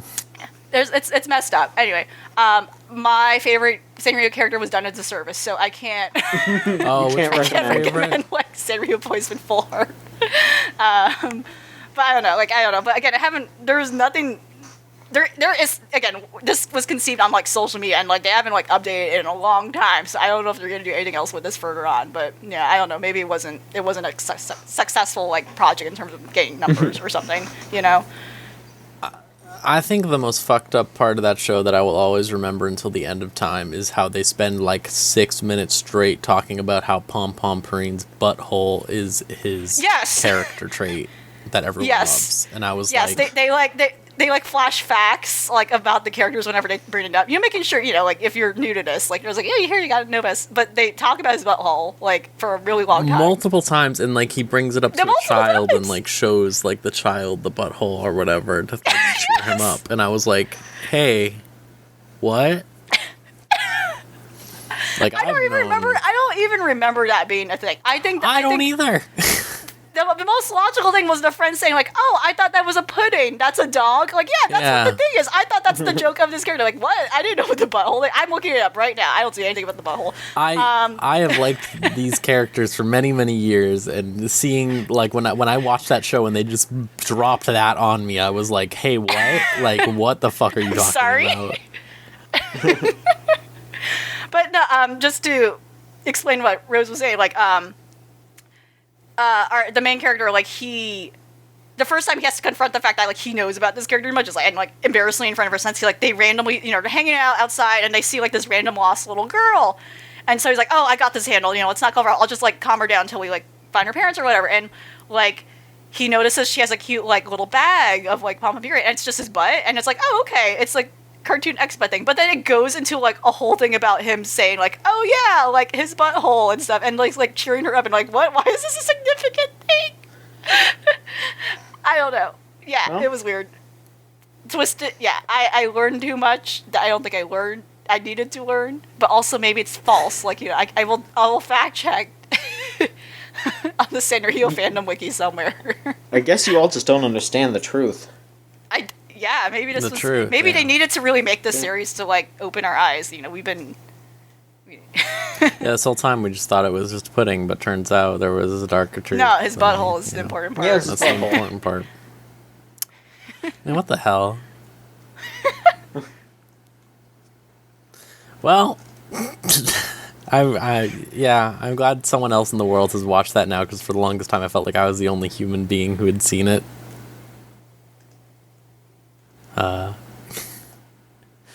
It's a strange series. It's really weird. I don't know why it exists. I was like, oh yeah, this is why I didn't finish it. Yeah. I think I just watched it all in one go, like over a couple days at one point, and I was like, wow, that was something. It was. Speaking of something, John, are you rewatching Sega Hard Girls? Is that what you're doing? Absolutely. I've only watched a couple of episodes so far, but oh my god, it's just a delight to have that on physical media, to be able to look at it, have it on my shelf, be that kind of weirdo. It's good. But you know, it's still funny. I watched they make a bunch of good ass jokes about the Virtua Fighter. You know Virtua Fighter, right? Well, it's a funny game, and you start to think about it. You know, you got all those weird characters, and they're always doing weird punches in their animations, and you can't really explain it. It's just you have to have a lot of affinity for Sega, and then you watch it, and then you're like, wow, that's a reference. You have to love that. You have to love a reference. You have to love a reference. If you don't, you're just fucked. That's my opinion.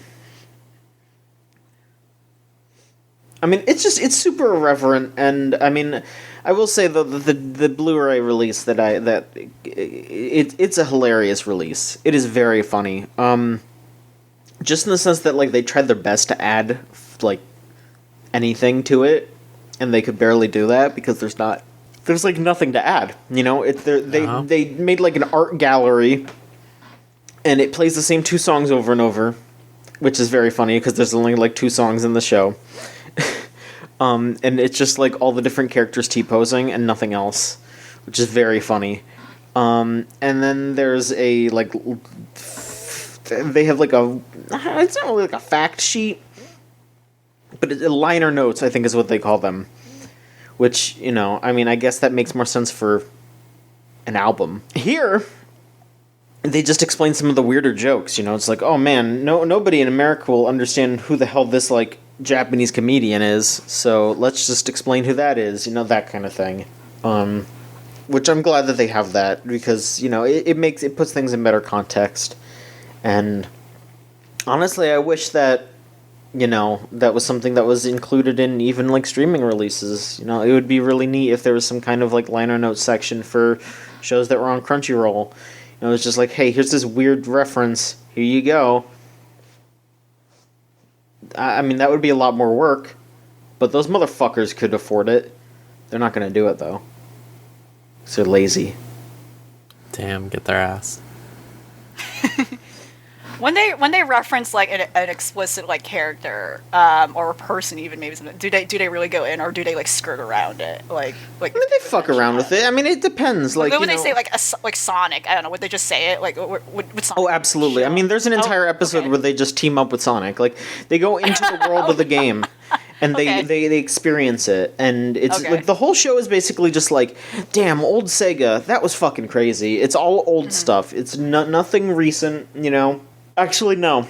I think there was one recent game, but it was like some Sega mech arcade game that never came out over here. So who fucking knows? But yeah, there's like a Jet Set Radio episode. There's a the guy from Golden Axe shows up a bunch because they just want to make fun of him for being old, like the little like dwarf guy. They just make fun of him for being old. Did they make like a Chrome Hounds reference? That's Sega, right? Wasn't Chrome Hounds from Software? I don't know if that was I thought Sega published. Sega. Oh, I don't know. Well, never mind. I thought there was No. Sega for some reason. But yeah, it's very explicitly old school stuff. You know, like even Sonic, it's like old Sonic. It's not like Sonic Adventure Sonic. Well, that's the point. No, I'm just kidding. I like Little Sonic. Whatever, it's fine. I can't remember what it was. There was some recently that I saw was this. I kept seeing someone refer to Sonic as Japanese Sonic. Like, even it's classical Sonic, they kept calling it Japanese Sonic, and it was making me go crazy, too. But why? Why would I don't know. That's a distinction that makes no sense. It doesn't make any sense, no. I don't know why. There was I can't no, like, remember what exclusivity context. between the regions? I mean, Was there? Like, I mean, if I remember correctly, I think they developed Sonic Adventure in America because they I think that might have been when. So Okay. maybe alright. it's still kind of dumb. Don't get me wrong. But no, Well, yeah, anyways, yeah. this is a real heads only show. You should only be watching this if you like give a flying fuck about Outrun. You know, like if you're like if you have a favorite route to take when you play Outrun, this is the show for you. If you don't know what the hell I'm talking about, then no, don't watch this. Depraved. I'm glad you're having fun. Hell yeah. Alright. I'll talk about one more thing and then I'll let LV go wild. So, Arte, the show about art and misogyny, stopped being about both. I'm gonna be real with you. They, What? But it's called Arte. Alright. You need Alright. at least one of them. you yeah. know? So listen. Well, her name is Arte, so it's fine. Oh, okay. Okay. That's fair. They have, Yeah, okay, they named her Arte on a show about art. Alright. yeah. Yeah. So, which is weird because again, her family did not want her to do any art, so I don't know why they named her that. Seems like a big L that they should take, maybe. But yeah, so the last arc ended with her getting she was getting hired to be a man's tutor, like this guy's niece's tutor in Venice. Mm-hmm. And this is a big thing that was happening because this is towards the end of the Renaissance where all of the art and stuff had very, very much moved out of Florence over to Venice at this stage. Like Florence isn't the capital of the Renaissance anymore. So her like teacher or whatever, like her master's like, hey, you should go like learn and like take advantage of this opportunity in Venice or whatever. So she goes to Venice. She does not fucking paint even once. There are multiple times where she's supposed to paint and she doesn't on the few times that she's going to paint. She gets instead embroiled in this weird family nightmare situation with this little girl who just wants to cook, and she tries to help this little girl overcome her difficulties with her family. And I was just like, why is this here? What's going on? Like, it was really weird. This arc completely overtakes like the entire series, and like it has nothing to do with anything that was happening before.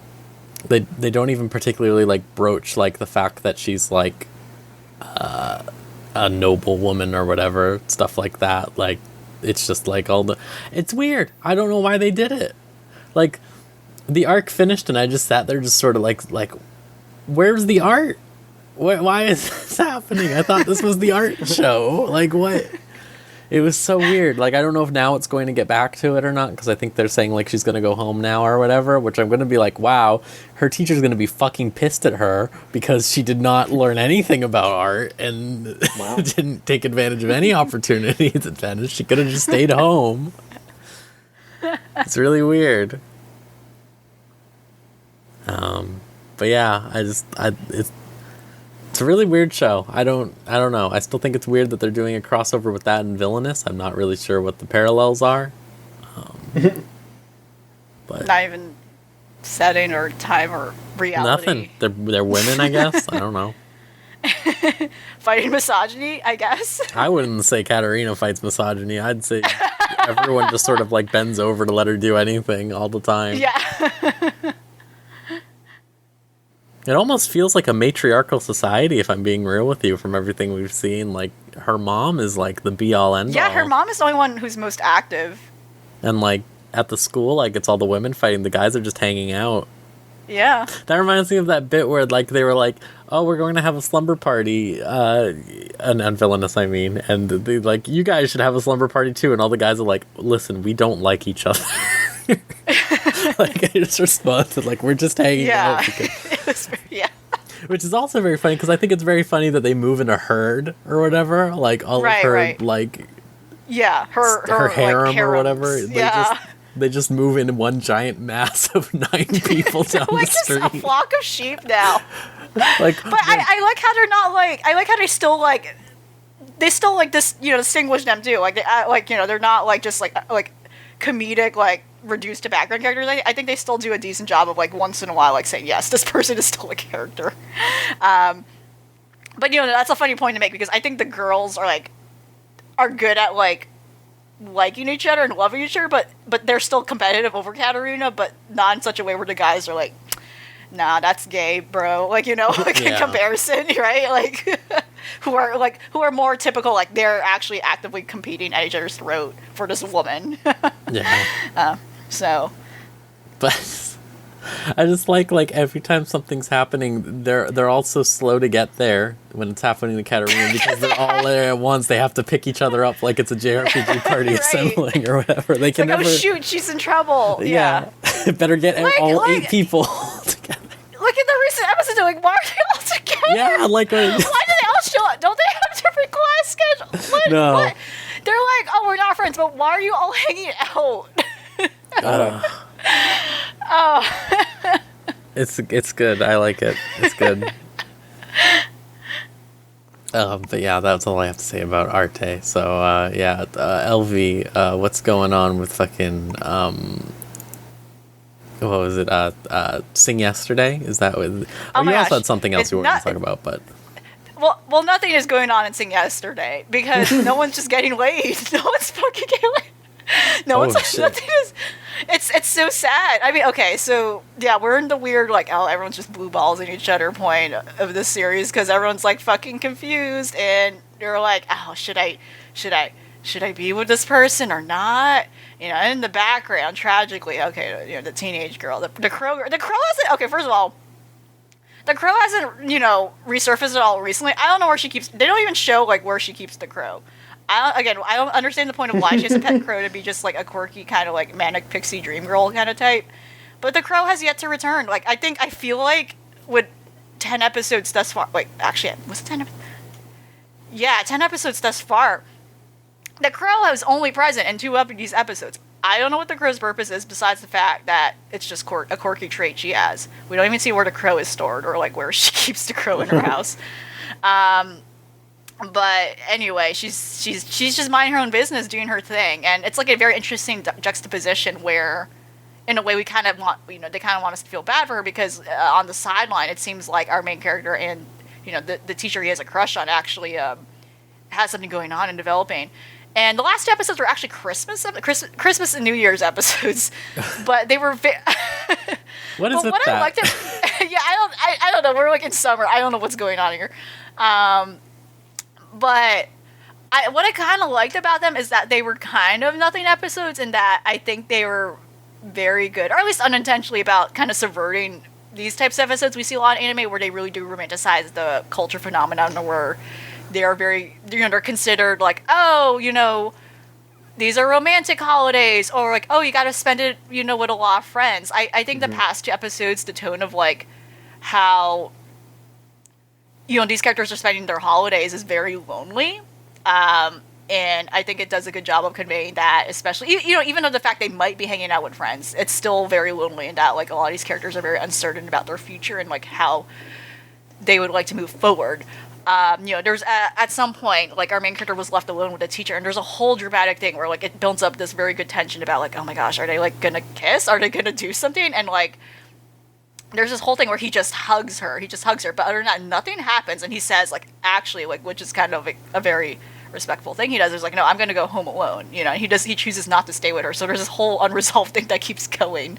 Where at the end of the day, at night, none of them spend any night together, despite the fact that it's Christmas or New Year's. They kind of all return to their own place, being alone. And that's kind of where we last left off. Also, the ending theme changed. Before I go, the ending theme changed to another song, which is like, oh, okay, we're just gonna like change ending songs every 3 episodes now. But it's weird because like it features the main characters, but also features like one-shot characters that I don't think are coming back. So I don't know what's going on there.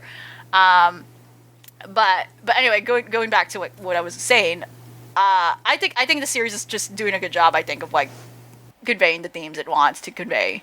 But again, just to sum it up, we're like in a weird blue balls period. No one is getting laid on the show at all. And it's very frustrating. So I don't know at this point what's gonna happen, to be honest. But again, I think like visually it's a beautiful show. But again, I'm just to alleviate, just to reiterate my concerns with it. It's like I feel like it's gonna end like on a path that I don't like personally, or like something I often see in shows like this where it's like, oh, okay, sure. But yeah, no one's getting laid. Nothing's happening since yesterday. It's a sad time. It's very sad. Really sad. You'd think that now would be the time too, with like Christmas Right. and New Year's. What the hell? No, wow. Christmas, and no one. And it was funny too, where the main character at some point he's like visiting like one of his friends for reassurance, and it's like a whole thing where you kind of have this funny like horrible like thing, like like because his friends are married together, and like he's just like he just feels like like an awkward third wheel where you see this contrast where he doesn't know what he's doing with his life, but his friends are married and happy together and stuff, and they seem very comfortable with the circumstances, yet they're also like trying to comfort him about it. But yeah, no one is getting laid in the show right now. Except that married couple, maybe. As I was just thinking, I keep thinking about watching this, but I think that's really funny that your main takeaway was just damn, no one's fucking. Which I guess is what happens. That's like, true. yeah, We're 10 episodes in, and nothing's happening. yeah, that's weird. That's crazy. You'd think that crazy. at least something would have happened by now with these people. Yeah. And I think there's again like it's gonna do a weird thing where there's 2 more episodes, and then like I think the remainder of the episodes will be streaming on some exclusive thing. I don't understand. So I'm gonna see what I have to do with that. I don't know. I have to look that up. That's It's really weird. I don't know why they're doing that or what the benefit of that is. I don't know if it's promoting something new but I'll see. All right, then, John, do you want to talk about what's coming back now? Yeah, Since, so I mean, I things are figured I'd just starting to come mention. back. Yeah. I just mentioned that like the world, the anime world has begun to heal. A lot of stuff's coming back. I saw we have dates for Pokemon returning. I'm excited to be able to talk about that bullshit again. I know that I know that we have some what was it? Appare Ranman? I started watching that. I don't even think I really talked about that cuz Yeah. I feel like that started and then I watched all of it and then it got canceled or Yeah. delayed. So I could talk about that real quick. That show is interesting. I don't know. I mean, I don't dislike it, obviously. I watched all the 4 episodes that were out. But it's just got like a really weird sense of itself. It's got so it's a show about these 2 Japanese guys. And I could basically describe Appare is basically like Senku from Dr. Stone, except like a little more tolerable and like likable. And then his friend is just like this very standard samurai man. So he's basically like the straight man for Appare. He just wants to go back home. He just wants Appare to stop being such a bastard.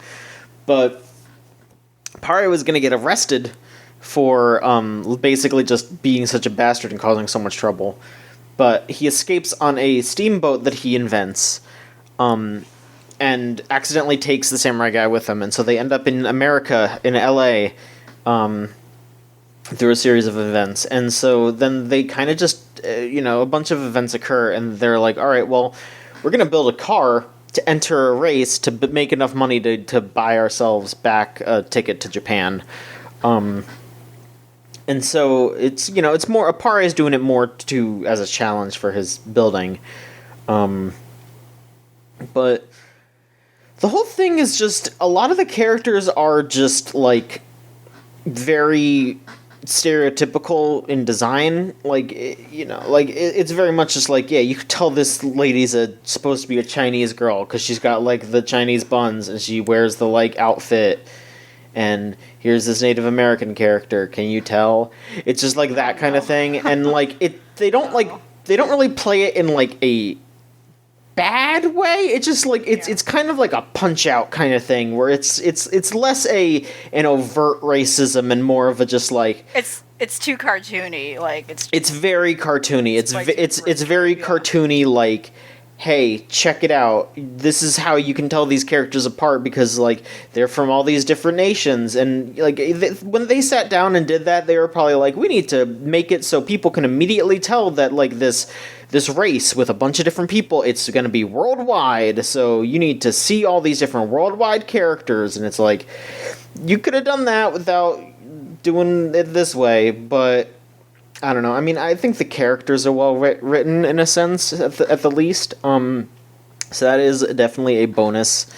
Lots of just like fun, exciting moments. Lots of like fun interactions with Apare and his friend. I forget his name. Like it's been a couple months since that show's been on air, right? So you all can forgive me. But I would recommend checking it out. I guess what they're doing for these shows is they're just like restarting the like they're not just picking up from where it left off, at least for some of the ones that were only on for a couple of episodes. Because for Apare Ranman, they're straight up just restarting airing it. Like they are just starting from the beginning. And I think for some of the other shows, they're like gonna go back a couple episodes, maybe to like the beginning of an arc or something like that. So when things come back, they are not just going to be back. There's going to be a couple weeks until there's an actual new episode for most of these things, it seems. But yeah, I think anime is going to return to normal, quote unquote, soon. We'll have a lot to talk about again. Yeah, I mean, next time we're going to be talking about fucking what's coming up in the next season, right? Yeah. Which is going to be really weird. Like, we're going to be playing catch-up. Yeah. A lot of catch-up. It's going to be very strange, because we're going to be watching stuff that should have been done by now, but now it's just going to be... It's going to be that and new stuff, potentially. Yeah, like I said, I wonder if that's going to even shift, potentially, what what is supposed to air. And, like, I don't know if, like... I don't know how, like, network syndication works and all that, and, like, all the logistics of it. Like, I don't know if that's going to force some series to be, like, those series that are supposed to air this season initially, will they be pushed because it's going to conflict with a time slot, I guess, for another series that's now, like, trying to finish, you know? Right. So I'm just curious as to how that, you know, so again, it's like, I personally don't trust, like, the current, like, listings of stuff I see right now until, right. like, we would probably sit down and review it. But even then, you know, anything can happen and change. Yeah, like I think we can go over it and mention how it looks, but also like we are just so messed up. It's a flux. Yeah, unprecedented times, I guess. Is there anything else we want to talk about? Not for me, no.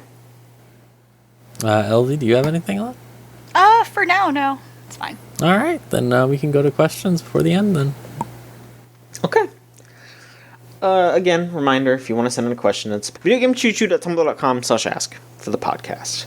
Let's see here. Crembaugh, also known as Old Spice Insulin on the Discord, says, whoever wrote Inuyasha has a feet thing. I'm...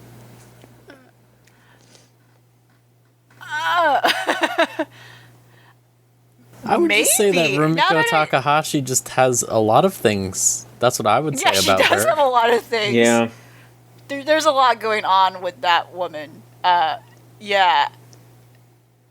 Yeah, I mean, I'm trying to, yeah, Urusei Yatsura, right? And yeah. like also There's a lot going on Ranma. Like Ranma is the Rama. big Ranma's one where it's like, yep. the big one. Mm-hmm. I think Ranma does have a feet thing too, though. Ranma has a lot of things. Again, to reiterate, they all have a lot of things to unpack. going It's hard on. to. Yeah, I don't. Yeah. Yeah. I'm very excited for the new Inuyasha. I hope it's good. I do also still live in fear, though, as many people said, that they're going to have Sesshomaru and Rin had a kid. That's gonna. Very twisted. First of all, not only is that bad. Second of all, it was a bad choice for that man to have fucked anything. I think. Yeah, I don't agree. think he ever would have. Anyway, even if it was Maybe like we'll a find out it wasn't his fault. Maybe that's what we'll find out. His An fault? accident happened. Something. What? Whoa! I don't know. Oh no! There's been plenty of examples of that. Like, isn't it like Orochimaru's kid isn't actually his kid, right? Or something like that in Naruto? I don't know. Yeah. It's like there's- biologically his, but not like... Yeah. Someone steal You know, him he didn't do nut? the work for it, if that's Yeah. what you mean. Yes. He didn't stole him work nut? for it. That's a great way to put it. But there was some circumstance where, like, yes, they have the shared blood or something, yeah. That sense, whatever. Didn't work for it. Yeah. I'm sorry, that's really good. I've never heard someone refer to it as that.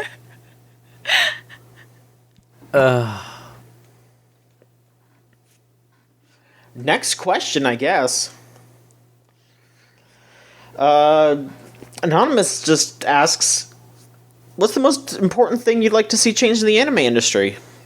Well, I mean, Oh. Wow. yeah. I mean, I think that's a lot. that's a very large question, but I think we could just speak. I could speak for us, probably just saying that, like, better work conditions in general. Yeah. You know, like just unions and better time off and less stress and just, you know, taking care of the people that make these experiences. That is number one in my book.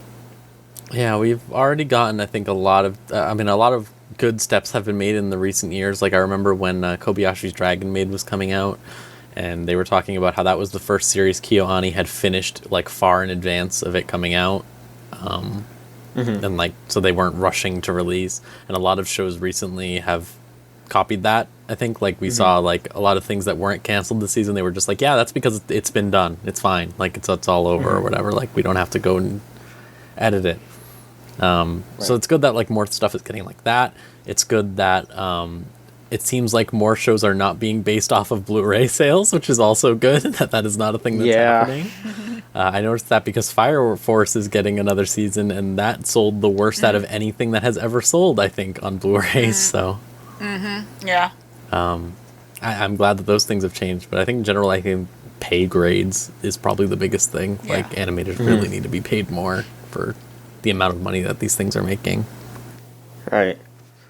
I think too, also with the recent circumstances stuff that is causing these, delays, which, goes along with, under an umbrella of work conditions. It's very interesting how the anime industry is not as adapted compared to, like, other industries in the world where a lot of them can't work remotely for some reason. Like, there's still, like, a lot of tradition in the structure of how they work, in which they still, especially, like, where a lot of them still use paper, and, like, I would say that, that's not exclusive to them, but, like, the dependency on, like, needing a physical space is still, like, ginormous, I guess, compared to other parts of the world, where I can see where a lot of people are not supplied with the resources and tools they need to work at home in Japan, and we're seeing that now, especially where, like, I guess this is, like, a good awakening to saying, like, yeah, this is going to cause problems in the future if something like this potentially happens again. Or, like, what if in any circumstance, like, for some reason they can't go to the studio and work.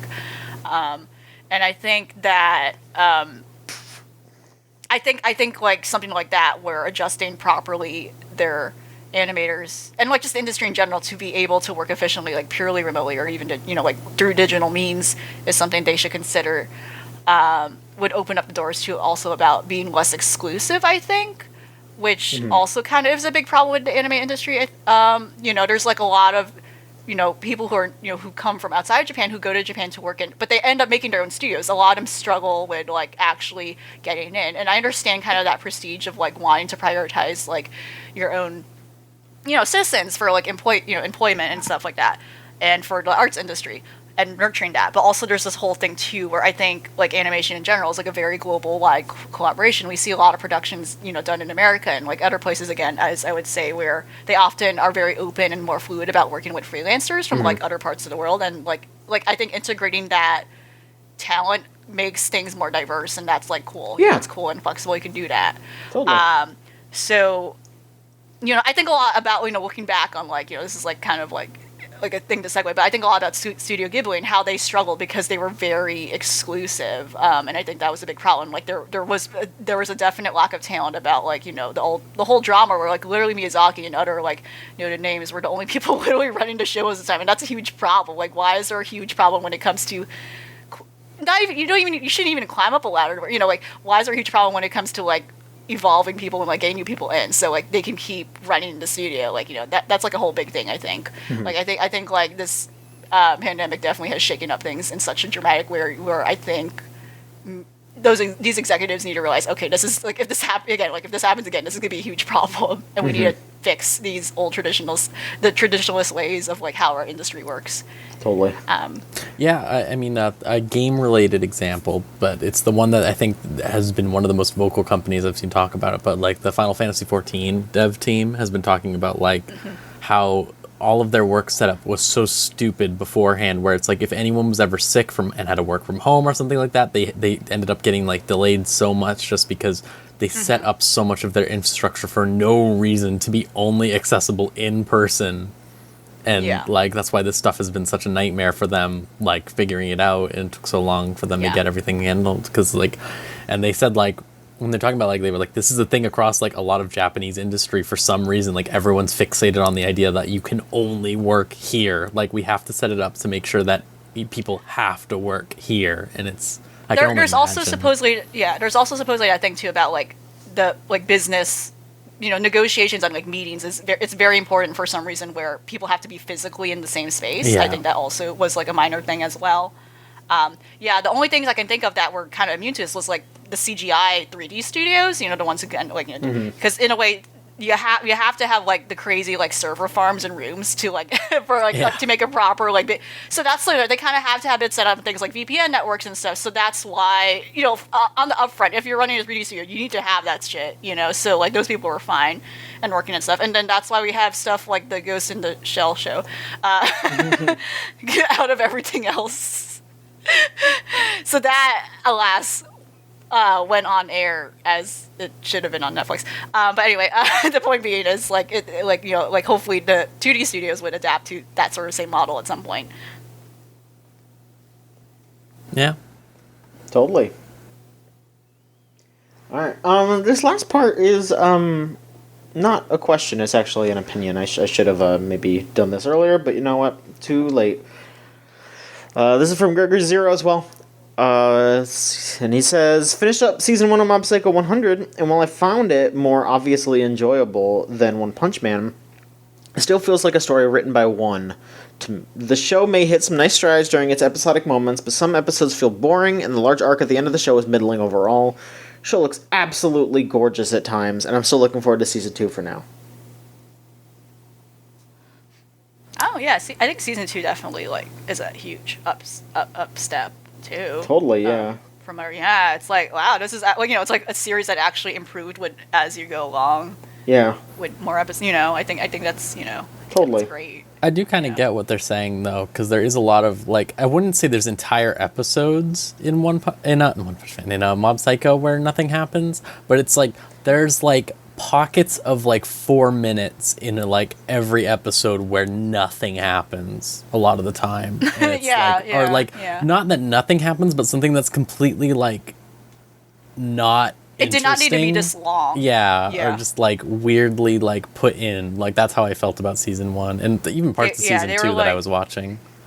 Mm-hmm. Yeah, they were like stretching out scenes where they didn't know what to do with filling the time. Yeah, but it's never so bad. It was akin to like filler, yeah. It's never like really, really bad or anything, or like noticeable like a like I'm trying to think of like a good example of I wasn't going to talk about it because I don't have much to say about it, but like there's this show Shiro Neko I've been watching where it's just like nothing happens like ever, and they just like keep talking about things that are allegedly going to happen, and it's just like all nothingness just all the time, just people doing like it's basically a bunch of people doing like B plots, it feels like in the background, but that's the whole show, and it's really weird, and it's all build up to like I don't know, but like that's more noticeable, right, because that's the whole show. But like with Mob Psycho, it's like there are really good highs, so it makes you mostly forget about those parts that are just like nothing, because it's just like, oh hell yeah, that good thing happened.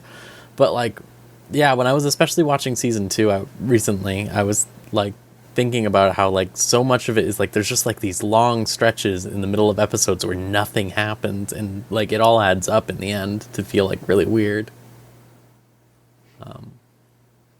But it's still very very opposite. The opposite end of the spectrum is like, you know, shonen series that has the filler episodes. That's basically the same thing. Yeah. That's like the other extreme end. It's like they actually just have whole episodes where they did not need to exist. Yeah, so it's better than that at least. And they made them anyway. Yeah. All right, well, that is it for us, I think. All right, then we will talk about our next episode, to our next anime that we're going to watch. John, you picked it, so you can talk about it if you'd like. I did. I picked it this time. So if you hate it, you got to come to me about it. And guess what? I'll probably understand. So this is honestly just something that I have been kind of kicking around since I'm watching Sega Hard Girls, and I've been meaning to watch this anyway. So I figured I'd make you all watch High Score Girl.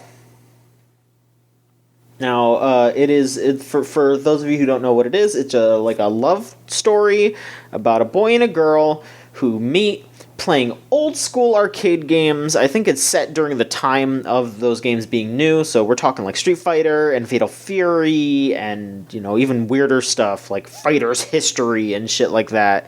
So this is another one of those kinds of shows where it's going to be a bunch of dweeby dork nerd shit. But I feel like a good amount of people just can enjoy it for the love story and for other reasons than the game references. So I want to see if this is something that everyone can enjoy. You know, again, if not, I get it. But it has 2 seasons. We're just going to watch the first season, obviously. It's all on Netflix because it's one of those Netflix originals or whatever. So it is a Netflix show. So it's just on Netflix. Ask your mom for the password. I probably will have to. All right. Well, yeah, thanks for picking that one. Then we'll watch that. There's 2 seasons of that, huh? I forgot. Yes, there are 2 seasons. We're only watching the first one, though, but I was just Yes. all right, I'm looking forward to seeing that. All right, Okay. Thank you both for joining me Yeah. for our little adventure in the woods, I guess. A little tiny life. Tiny little life. Just for once. And I hope you all have a nice day, week, month, year. And we'll see you next time.